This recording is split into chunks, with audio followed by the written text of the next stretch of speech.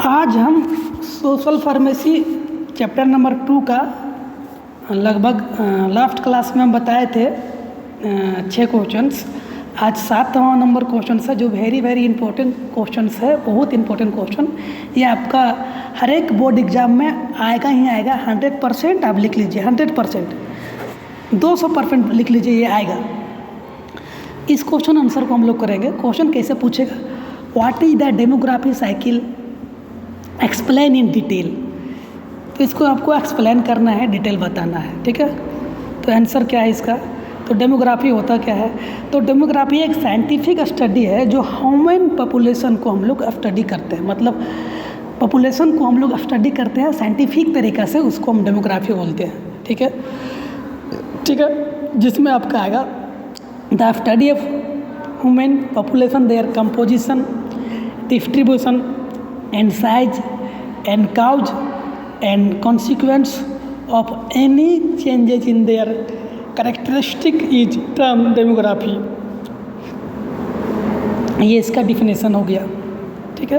तो अपने लैंग्वेज में भी आप लिख सकते हैं। दूसरा लैंग्वेज में इसको हम डिफाइन कर सकते हैं कि define statistical study population with involve the studying the structure, size and distribution of population.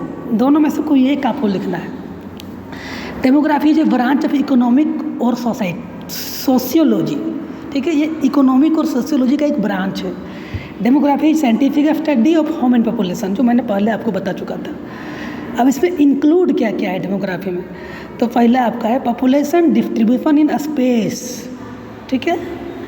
Change in population size, population composition, ठीक है। तो कितने स्पेस में पॉपुलेशन की जनसंख्या फैला हुआ है ना, और किस किस कम्युनिटी में किस तरह के है ना जो है पॉपुलेशन रहते हैं। पॉपुलेशन कंपोजिशन मतलब जनसंख्या में कितने तरह के लोग रहते हैं, तो ये कंपोजिशन होगा। कंपोजिशन मतलब जो वहाँ पाया जाता है। Found demographic process, demographic process का मतलब क्या है कि इसमें 4 है ना, four demography process, 4 demography process होता है। नंबर 1 फर्टिलिटी, मोर्टेलिटी, मैरिज और सोशल मोबिलिटी। तो समझना है प्रोसेस, ठीक है। तो फर्टिलिटी मतलब बच्चा पैदा करने की कैपेसिटी को फर्टिलिटी बोलते हैं। तो जब जनसंख्या बढ़ेगा, इससे जनसंख्या बढ़ेगा फर्टिलिटी से। मोर्टेलिटी से मृत्यु दर यानी कि जनसंख्या घटेगा, तो ये भी फैक्टर, 2 फैक्टर हुआ।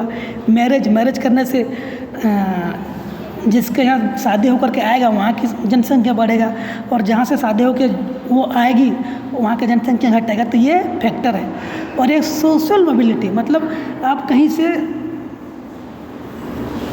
पलायन कर रहे हैं, मतलब एक जगह से दूसरी जगह जा रहे हैं, तो सोशल मोबिलिटी, इस तरह से पलायन करने के तरीका को सोशल मोबिलिटी बोलते हैं। थोड़ा सा है डेमोग्राफिक साइकिल क्या है भाई, तो ये साइकिल चलते रहता है। तो कहता है demography are cycle followed through the world, the stage of demography cycle undergo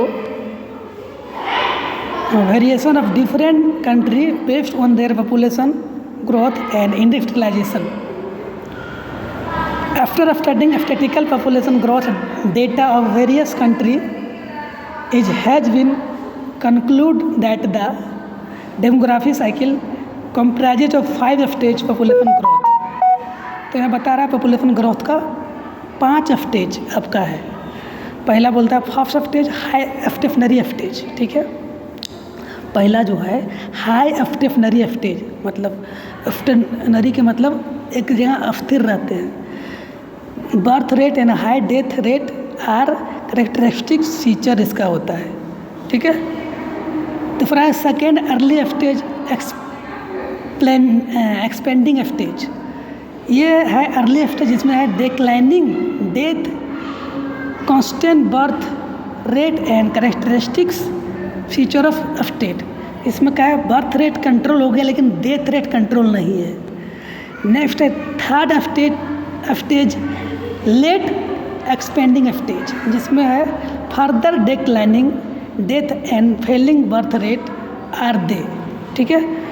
next आपका है fourth stage low of stationary stage, जिसमें लॉ ऑफ बर्थ रेट कम हो जाएगा and death rate low of birth rate death rates are the characteristic feature of this.